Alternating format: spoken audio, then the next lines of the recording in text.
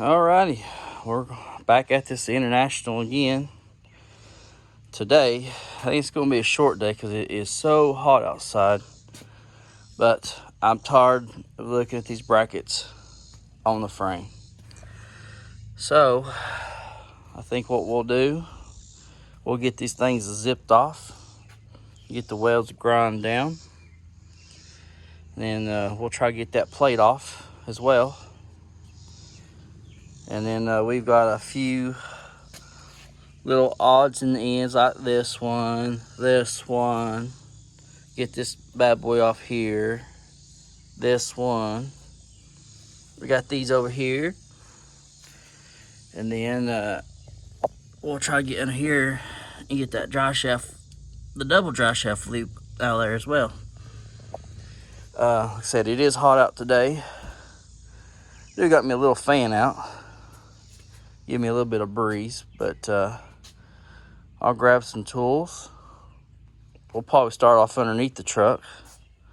Get that double dry shaft loop out. And then once I get it out, I'll set up we'll go with some time lapse today. Try to get a little bit of video in. But we'll start off with that.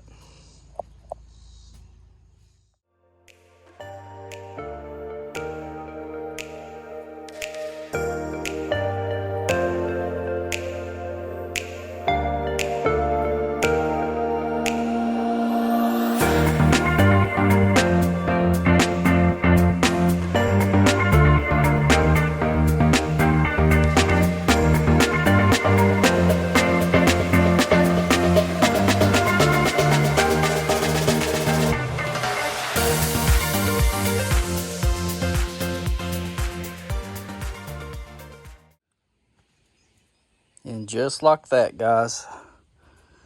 Hope you like the time lapse. But we got her. We've not grounded down the welds or anything. We're going to wait another day for that because right now at the current moment, it's sprinkling. So I'm going to try to get this video wrapped up and go from there on another day. But we got dry shaft loops throughout. We got all the brackets cut off. I basically just cut them a little bit, took a hammer and beat them off the rest of the way. But as you can tell, we've got them all, or we can clean them up with the grinder and flap disc. Even got the fifth wheel plate off, which it was only like 3/16, so it's just as thick as the frame. I don't really know if it could handle a lot of weight or not, but we'll do something. If we go with a gooseneck route, then we'll do something different, of course. But yeah, she's looking good. Looks a lot different now. Now I have lots more room, more ideas on how I want to do stuff. I did order a dry shaft tube, so hopefully the next video will get a dry shaft temporarily made, because I'm pretty sure with my welding and stuff, I don't think it'll do 80 mile an hour down the interstate. But at least we can get it moved around, drive around the neighborhood, work out some bugs with the motor and transmission once we get it drivable and get the brakes fixed on it. But another idea on the rear leaf springs, I've got, with me being a short stubby guy, or shorter stubby guy, as I would say, I can sit on this frame and I cannot budge it. With as many, I've took out, I think 3 leaves off the bottom so far. So I think I'm going to go with another 2, if not 3. Of course, doing that, it's going to drop the frame, and then we should be able to take our brackets and move them back down to where they're even with the frame, which is a good deal. But we'll try that. another day and see if we can get this thing a little softer. Like I said, we can always add airbags to it. I mean, every truck out here that pulls campers or whatever, if they don't have a airbag underneath them, they probably should to help with the load. But yeah, so far I'm pleased with it. Now I just gotta clean up all my mess before it actually starts pouring down the rain.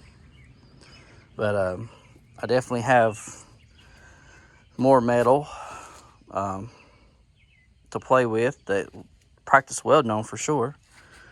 There's the plate I took off.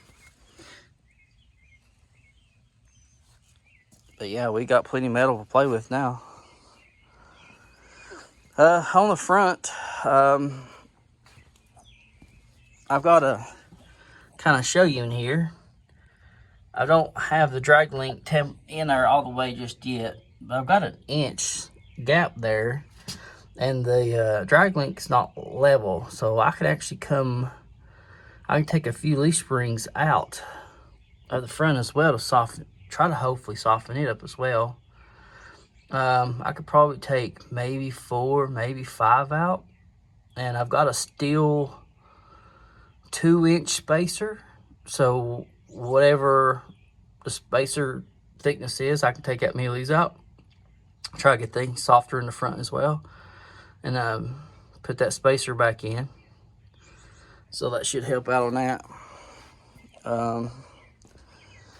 But yeah, if the rear leaves don't work, then we'll probably just get us a C-notch and get us some bars, and we'll just 4-link it parallel. Either do a 4-link, mostly probably do a parallel 4-link. That's probably gonna be the best fit for this thing. Then we can run some heavy-duty leaf or air springs or airbags in the back, almost like a semi-truck style-ish. But yeah, but I am whooped. This weather is no joke. I had a fan going the whole time, and I mean, it did not really help that much. But I think we'll call that a day. Like I said, I'm gonna get my mess cleaned up here and put my tools up, and hope you enjoyed what you saw today. But like I said, maybe the dry shaft I think will come up next, because I'm pretty sure that I'm not moving the rear end back or forth. So we'll get this dry shaft made, hopefully, like I said, in the next video. And with that being said, we'll catch you on the next.